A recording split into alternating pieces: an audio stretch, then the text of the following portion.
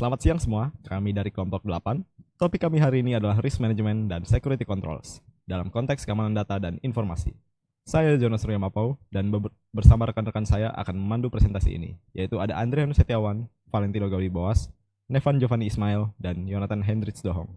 Dan langsung saja kita mulai. Risk Management adalah proses berkelanjutan untuk memahami, menilai, dan menindaklanjuti risiko cyber agar tujuan organisasi tetap tercapai.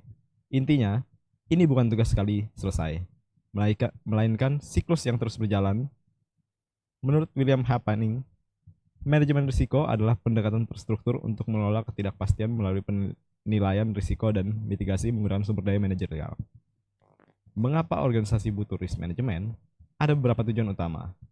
Memastikan tujuan organisasi tercapai, melindungi aset, memperbaiki pengambilan keputusan, menjaga kelangsungan bisnis, dan memenuhi kepatuhan regulasi. Dari sisi manfaat, ini juga membawa manfaat finansial. Misal, mengurangi biaya insiden, manfaat operasional, mengurangi gangguan, manfaat strategis, menjaga reputasi, dan manfaat organisasional, meningkatkan kepercayaan stakeholder. Secara sederhana, kita bisa mengelompokkan risiko menjadi high risk, low risk, dan acceptable risk. High risk, potensi dampak katastrofik, perlu tindakan cepat. Low risk masih ada, namun bisa dikurangi dengan langkah wajar. Acceptable risk, risiko yang dibiarkan berjalan setelah pengendalian diterapkan dan dipertimbangkan secara sadar. Ada 4 strategi utama. Avoidance, kita berusaha menghilangkan penyebab risiko. Contoh, mengganti autentikasi berbasis password ke biometrik untuk mengurangi risiko penyalahgunaan password. Mitigation, menerapkan kontrol untuk mengurangi dampak atau kemungkinan, misalnya menjalankan patching rutin dan monitoring. Transfer, memindahkan risiko, biasanya dengan membeli asuransi atau kontraktor khusus. Accept, menerima risiko dengan perhitungan jika biaya mitigasinya lebih besar daripada risikonya sendiri. Proses risk management terdiri dari 4 langkah. Frame the risk, mengidentifikasi ancaman di seluruh organisasi. Assess the risk, menilai seberapa parah risiko, kualitatif dan kuantitatif. Respond to the risk, memilih strategi. Avoid, mitigate, transfer atau accept. Monitor the risk, pantau secara berkala efektivitas tindakan yang diambil. Proses ini bersifat iteratif. Setelah memonitor, organisasi bisa kembali ke tahap frame atau assess untuk menyesuaikan kebijakan. Kita masuk ke risk assessment. Apa itu risk assessment? Risk assessment adalah bagian inti dari manajemen risiko, yaitu cara sistematis untuk mengidentifikasi aset kritis, mengukur ancaman dan kerentanan, lalu menentukan risiko dan kontrol yang dibutuhkan. Perbedaannya dengan risk management, risk assessment fokus pada identifikasi dan analisis. Sedangkan risk management mencakup perencanaan respons dan pemantauan berkelanjutan. Kita masuk ke jenis sumber ancaman. Sumber ancaman itu dibagi menjadi 4, adversarial atau pelaku jahat, lalu ada accidental, tindakan yang terjadi tanpa niat jahat atau kesalahan manusia, lalu ada struktural, kegagalan sistem atau peralatan dan perangkat lunak, lalu terakhir ada environmental, yaitu bencana eksternal disebabkan oleh alam atau manusia seperti kebakaran atau banjir. Kita masuk ke contoh dari adversarial, yaitu kasus WannaCry pada tahun 2017. WannaCry adalah ransomware 2017 yang menyebar ke lebih dari 150 negara. Ia mengeksploitasi celah Windows dan mengenkripsi data lalu menuntut tebusan. Dampaknya lumayan besar. Beberapa rumah sakit di Inggris, salah satunya NHS, sampai terganggu. Kasus ini menekankan pentingnya patching dan backup yang baik. Lalu contoh dari accidental yaitu kasus Citigroup Petfinger pada tanggal Februari 2025. Fenomena Petfinger terjadi ketika input manusia salah. Pada Februari 2025, Citigroup hampir mengkredit 81 triliun US dollar karena kesalahan input, meski transaksinya sempat dibatalkan. Insiden ini menunjukkan risiko besar akibat human error dalam sistem otomatis. Lalu ada contoh dari struktural, yaitu kasus gangguan sistem CTAS di DJP pada tahun 2025 yang mengganggu akses administrasi pajak. Ini akibat kompleksitas dan beban sistem baru. Lalu terakhir ada contoh dari environmental, yaitu kerusakan kabel bawah laut di Afrika pada tahun 2024 yang memutus koneksi internet untuk beberapa negara. Pelajarannya, kita perlu desain arsitektur yang resilient dan rencana pemulihan atau DRP. Kita masuk ke risk analysis. Yang pertama itu ada quantitative risk analysis. Analisis risiko kuantitatif menggunakan nilai numerik untuk menghitung risiko. Rumus dasarnya itu yaitu ALE sama dengan nilai aset dikali EF dikali ARO, dengan keterangan nilai aset itu biaya penggantian atau pendapatan yang dihasilkan aset.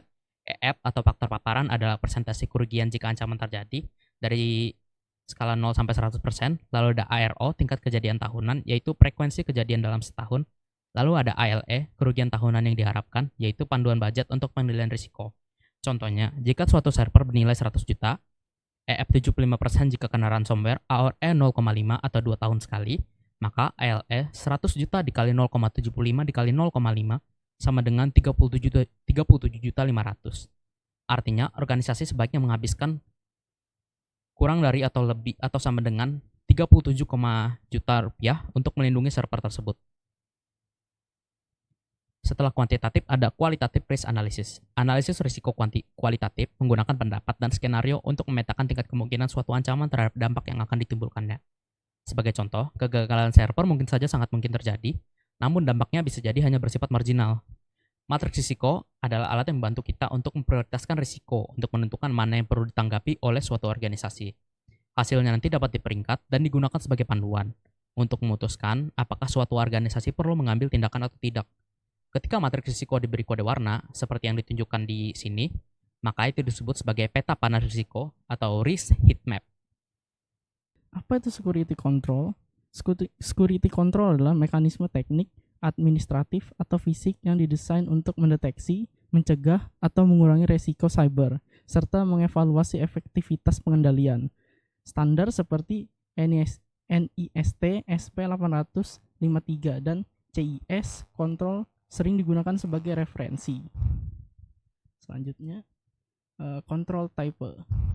Kontrol administratif adalah kebijakan dan prosedur. Misalnya, kebijakan kata sandi, proses penanganan insiden, NDA, dan pemberian hak akses. Kontrol teknis termasuk firewall, antivirus, enkripsi, MFA. Kontrol fisik meliputi pagar, kunci, CCTV, dan penjaga keamanan.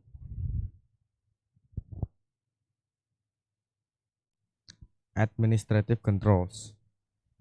Untuk contoh bentuk nyatanya, kebijakan kata sandi, SOP, penanganan insiden, pelatih kesadaran keamanan, dan proses on atau offboarding karyawan agar akses dicabut segera saat keluar.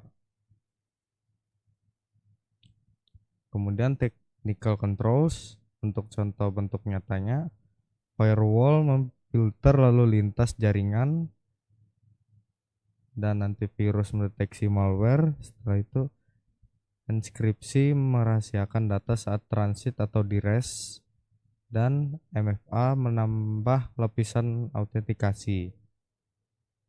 Kemudian physical controls. Untuk contoh bentuk nyatanya ada pagar, CCTV, kunci ruang server, dan penjaga. Semua membantu melindungi aset dari akses fisik yang tidak sah. Kemudian functional security control. Baik, selanjutnya kita akan masuk ke dalam functional security control. Berdasarkan fungsi, kontrol itu dikelompokkan menjadi preventif, deterrent, detektif, korektif, recovery, dan juga kompensatif. Preventif di sini adalah untuk mencegah kejadian, misalkan seperti MFA. Kemudian ada deterrent, yaitu untuk menghalangi niat, misalkan signage dan juga ancaman sanksi. Kemudian ada detektif, yaitu untuk menemukan kejadian, misalkan IDS, IPS, dan juga log monitoring. Kemudian kita masuk ke dalam korektif, yaitu untuk mengembalikan keadaan seperti patching dan juga rollback. Kemudian ada recovery, yaitu untuk memulihkan fungsi seperti backup dan juga BDRP. Kemudian ada kompensatif, yaitu untuk alternatif sementara bila kontrol utama tidak memungkinkan. Selanjutnya kita akan masuk ke dalam kesimpulan. Kesimpulannya, keamanan data bergantung pada kombinasi manajemen, risiko yang baik, dan penerapan kontrol administratif, teknis, dan juga fisik yang menyeluruh. Dengan strategi ini, organisasi dapat menjaga CIA triad, confidentiality, integrity, dan juga availability. Berikut adalah beberapa referensi yang kami gunakan. Ada beberapa jurnal dan juga beberapa berita sebagai kasus nyata yang kami gunakan. Sekian dan terima kasih.